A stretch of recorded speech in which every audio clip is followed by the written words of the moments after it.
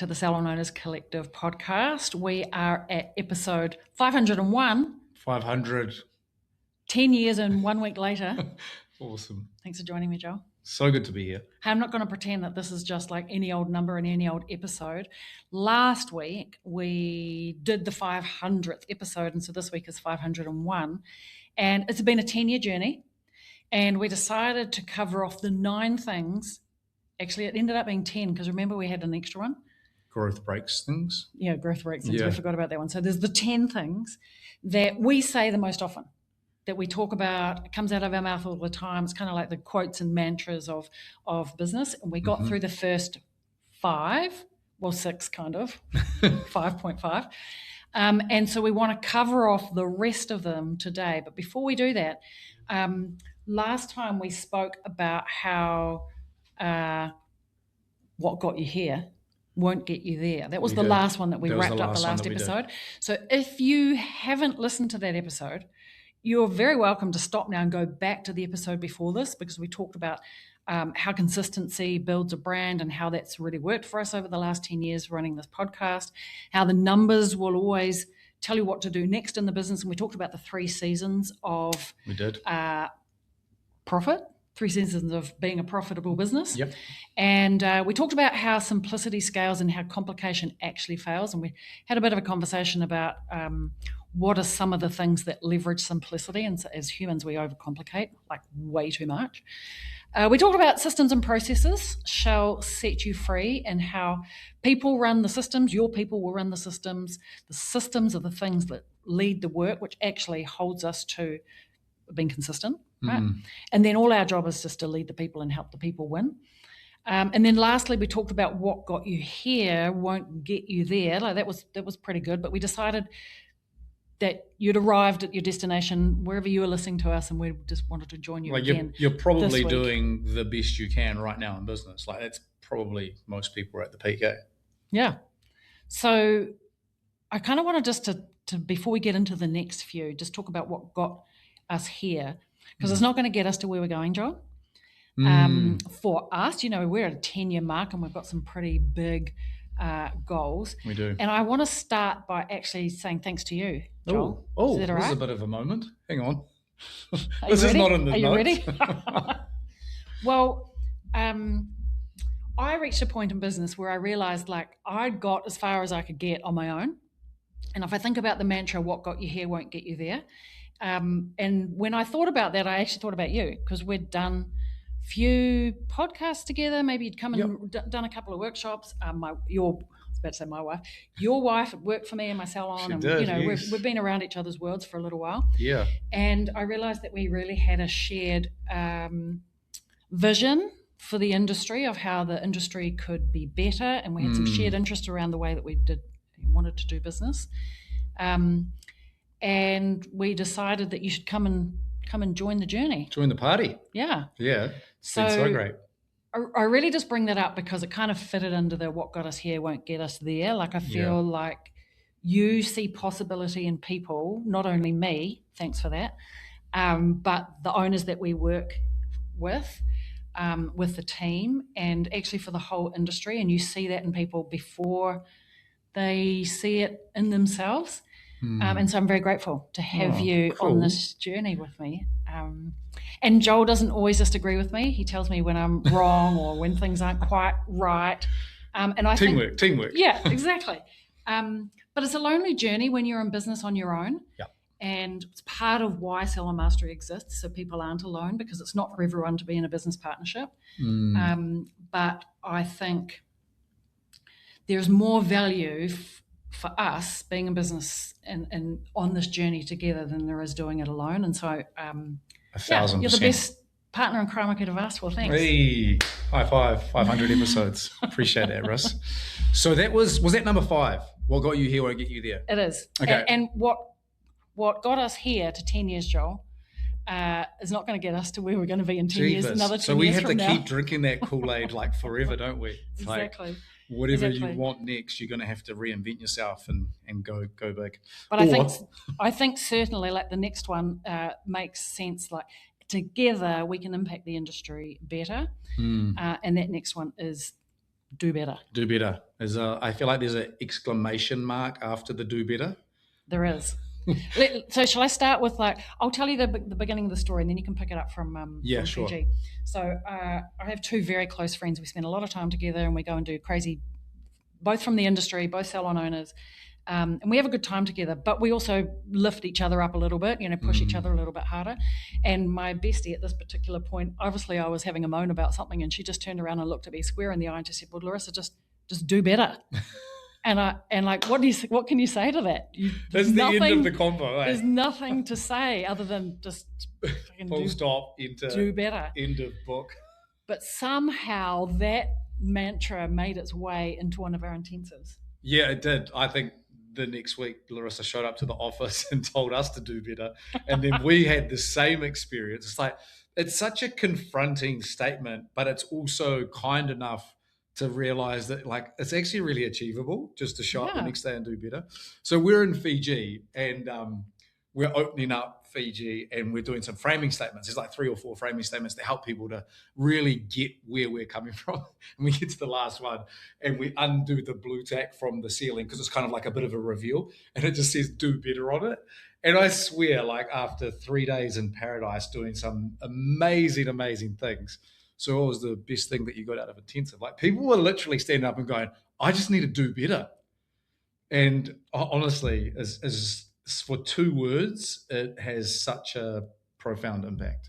I do think it's relevant though, outside of that story, it is relevant for from 2026 for us to really not just arrive in 2027 or even 2030 surviving, but to be actually thriving. We do need to do better. Totally. As business owners, for the industry, and just for ourselves to arrive in a profitable and successful business. Average isn't going to cut it. The way the world and the pricing and all of the problems of the world are going, it's not enough to just be average. Yeah. Me and Coach Soph often have this once a year conversation around don't just be the best, be the only. Be so good that you're actually not in the same category as everyone else that you would consider competition. And the actual pathway or how to do that is every single day, wake up and do better. Do better. Yeah. Even if it's just to do better than yourself. Yeah, totally. It's not a competition. Not a competition at all. But you'll find yourself in a category of one if you keep doing better every single day. That's a good segue to our next one, which is a rising tide lifts all boats. It is.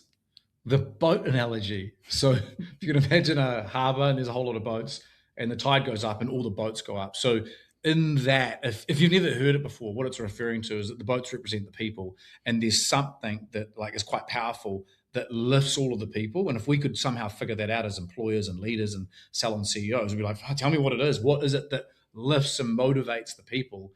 And it's the unwritten, unspoken rules of engagement that make us us. It's your culture. The thing that you already knew, but you don't know what the buttons are to push or the levers are to pull in order to make it better or worse, or in this case, to make the tide go up. And a rising tide lifts all boats is particularly relevant in a salon at some point. Once you learn how to make money and you can systemize that, then naturally what happens is you start to experience people problems. Those good old nuggets. Those good old nuggets. I do think there is this human condition that we think if other people are winning, then we must be losing. Do you think that's kind of, I don't know where we got that from, but there's some assumption that we can't all win. And so if I'm winning, someone else is losing, or if they're winning, then I must be losing. And so it becomes a bit of a fight. Yes. And instead what we're saying is actually when the tide rises, when you get better, actually everybody gets better, and yes. and the whole industry gets better, or the whole salon gets better, or the whole team gets better, or maybe even the whole world gets better, or humanity gets better. That's kind of the underlying message, right? It really is. And I think as the salon CEO, if it's not clear to you, you're steering the ship, you're making the key decisions, and some of those decisions should definitely relate to elevating your entire team, elevating your entire business. And if you can figure out which ones those are, then you are the rising tide, and it will lift all of the boats. Yeah. Okay, I feel like this next one's you, Joel. You started this one. It's a pretty good one, but I hear you say this a lot, and that's well, what's the goal? I do. I feel like I say that maybe 18 times a day. especially when I'm working with salon CEOs, because the problems that we hear, there's no new problems, by the way. Like Right. all the In like, the world. no, they're all the same. Like, and that doesn't like I'm still sensitive and empathetic to every single problem that we hear.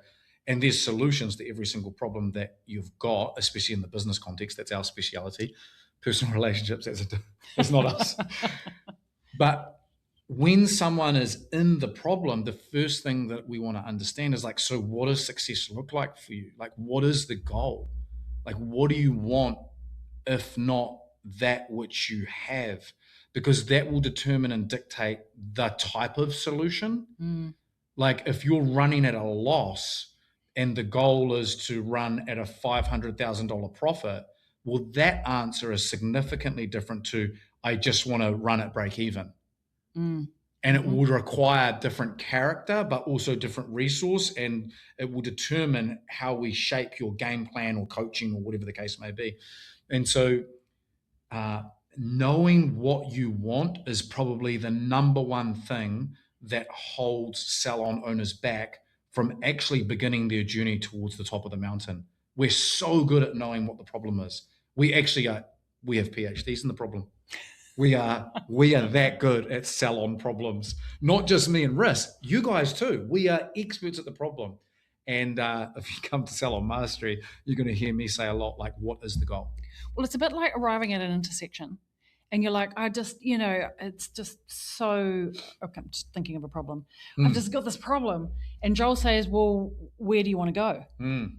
Like the problem is I just don't know which way to turn. And Joel says, well, where do you want to go? And you say, well, I want to go south. It's like, oh, well, that's the road that way. This is over there. But if you're like, I don't know where I want to go, well, then you're just going to kind of stay in the intersection. Yeah, this is cat in the hat. Like, where do you want to go? I don't know where I want to go. Well, then any old road will do. Like, this is what the cat said, right? So this is the key. Like, you have a thing called a business. It's a vehicle to do something. Go somewhere. It's to go somewhere, right? And if you don't know where that somewhere is, then, well, it's no wonder we plateau. It's no wonder we stall, get stagnant, or become disengaged with our own business. Do you reckon there's this idea that, like, where the wind will take me, or my destiny, or, my God-sent path? Fate, yeah, that's the one I was looking for, fate. And, like, it's not up to me. Like, I'm just kind of like whatever presents itself. And I certainly have lived that for part of my life at various times. Like, doors open up and you step through them. Not necessarily actively going, I wanted the yellow door. Yes. So I think there's a place for it. But maybe sometimes we forget that actually we could just sit down for a minute and think about, where do I want to go? Like, do I want to go south and go skiing, or do I want to go north and sit in the tropics? Like, which one do I like? Totally. We just actually have to sit down and think, and then believe that we've got what it takes to do the trip. Can I give you the metaphor? This is Jim Rohn. This is not Joel. To what you were saying about the wind. So it goes, once you know where to go, like the wind blows on everybody, like the wind. And that's called life and circumstances, and you can't control that stuff. What you get to control is the set of your sail. And once you learn that that's your responsibility and only your responsibility, you can go wherever you choose. Great. Where are we off to? Let's go to Bali. Okay, I reckon we're at the last one, Joel. Are we? Yep. Jeepers, Yep. That was quick. So, how to eat an elephant? It's one bite at a time. It is. So that's a metaphor. It is a metaphor. Because no one wakes up and goes, I want to eat an elephant. But in the world of productivity or running a business or running a salon, sometimes the work in front of us can feel like an elephant. Yeah. Yeah? All the time. All the time. Often. And so eating it one bite at a time, as simple as it may seem, because we know this stuff cognitively, but to actually practically go, what's the one bit that I'm going to do today that moves me a little bit forward? Like we often talk about just like, what's the 1%er? Yeah. Yeah. What's the next 5%? It's hard to do that sometimes when you're sitting in the problem, because we sit in problems often as business owners. Totally. Like we spend a lot of time there because that's our job, solve the problems. And so it's hard to narrow down to one when you, like, how do I solve one when I've got 5 problems, and how do I focus on one, which is exactly why we do game plans. Totally. This is what I was thinking of when you were saying that. I was like, this is why we do game plans. We do game plans. Now, if you're sub $1 million, that means you're not turning over $1 million a year. We do 2 monthly game plans. It's a 2 monthly cycle. We chunk out about 6 weeks worth of like problem solving. We leave a bit of a 2-week, gap for rollover, wrapping things up and not overcommitting. And if you're $1 million plus, then we do quarterly. So it's 3 months because we can handle a bit more and we're a bit more efficient. And really the goal of that is chunking up the elephant, like just choosing what bite we're going to take and removing or giving permission to not do some things. It's a really important part of the process because your business will always be broken. Like, it will just always be broken because you can't focus on all of the things all of the time. So while you focus on one part of the business, the other part kind of starts to either stagnate or go down a little bit, or you're not fixing that problem at the moment. And that's okay because you're going to get one bit going efficiently, tidy it up, wrap it in, install it so it stays for the long haul. Because otherwise what happens is you're like, I used to do that thing. We used to do that thing. Remember the thing we used to do? I feel like I say this a lot, Joel. We used to do that thing. What happened to the thing? We don't do it anymore. And we're like, we used to do it. It was great. Yeah, we forgot about the thing. And so it's a natural part of the business. So we're going to fix the thing. We'll get it back into production and working really well. We call it in the green, like it goes well. And then we can turn our attention to the red or the orange thing, or the thing that's on fire, and we put out that fire. Yeah. And as long as we keep going around the different parts of the business and keeping those things topped up and working efficiently, then nothing falls apart and creates a big explosion. Yeah. Is actually like what Rissa's touching on here is what I would put in the category of like real business smarts. Like if you think about most big projects in your life, whether it's raising a kid, renovating a house, going on holiday, clearing out the garage, doing the wedding. How do you do it? You do it like you overwhelm yourself. And it's like, oh my gosh, we're going to pack and we're going to get the passports renewed and we're going to do all the stuff. And so our life is this reoccurring reminder of the exact opposite of this. But business is a vehicle to take you somewhere, and you're probably like me and Riss going to be in it for the long run. Like it's part of like how we see ourselves. So you might as well learn not only how to enjoy it, but how to process work in a way that makes you feel a sense of progress, but also a sense of peace of mind each day, because you're not going to arrive at Perfectville probably ever. It will always be broken. And we think that if at the end of each day you've done a little bit like the 1%, a little bite, that's a pretty good way to experience success day to day. I just want to say about the business will always be broken. That doesn't mean it's in chaotic fires all of the time. Oh, no. It just means everything's not perfect. Like I remember in my first business, my salon, like having this goal that when I eventually get to my perfect team, and actually, like, you're just never there. Or if you're there, it's for a short time because someone's going to leave. And so I changed the goal, actually, not to have this perfect team with no change or chaos or drama. I just learned how to get good at managing all of those situations. So I got better, and I changed the goal, because otherwise we're after a false sense of reality. Yeah, totally. But it doesn't mean that we have to live in overwhelm and chaos all of the time. That's not what we're also alluding to when I say business will always be broken. So to summarize all of that, because I want to leave you on a high. It's like whatever your lofty, ambitious, inspiring goal is, and you should have one, by the way, have one, get really clear about it, and then don't let it overwhelm you. Just each day do something, take one bite towards it. I think that's a really good way to summarize what we're talking about. It's a slow step up the staircase. Yes. Or fast. That's a good one. Maybe we'll have that one. Yeah. No elephants. Take a step. Staircases. All right, Joel. So 500 episodes, like that's no, small feat. It's 10 years of going. I actually can't believe that. 10 years. A decade of podcasting. Yeah, that's quite a long time. So it's a number. It's quite a big number. It's a significant number. And when I started this 10 years ago, I certainly did not know that this is what we were building. I just wanted to help a few salon owners so I could see we're in a bit of trouble, and I knew the answer. And I knew they needed someone in their corner, because what I witnessed when I worked for the industry rather than in the industry is like a lot of people were doing it hard. And I'd been through that hard and experienced it, and I knew I could help some people. But I certainly did not know that we would be here doing the things, and you and I together doing the things. And I certainly didn't know that the answer was not necessarily to do more and just hustle more, but just work a little bit more smart, keep it simple, be consistent, have the right structures and system in place, have the right people in place, lead the people, let the people run the systems, let the systems lead the work. And I kind of feel like that's it. That's the whole thing. Yeah, so good. Don't you reckon? So was it 9 or 10? It was 10 in the end, eh? It was 9.5. 9.5. Well, that's a little bit of an insight into how we run and roll here at Salon Owners Collective, isn't it? Certainly is. So all I want to say is if you've been listening for a while and maybe you've been, like some people I speak to have been along the journey and on the podcast right from the very beginning. And so I just want to say thank you for 10 years of hanging out, 500 episodes of, us talking in your ear, for showing up, not giving up on your business or on yourself. So true. And I feel like this is just the beginning of what's coming for us. Bring on 1,000. Thanks, Joel. Thanks, guys. Cheers. And till next week. Ciao for now. Ciao.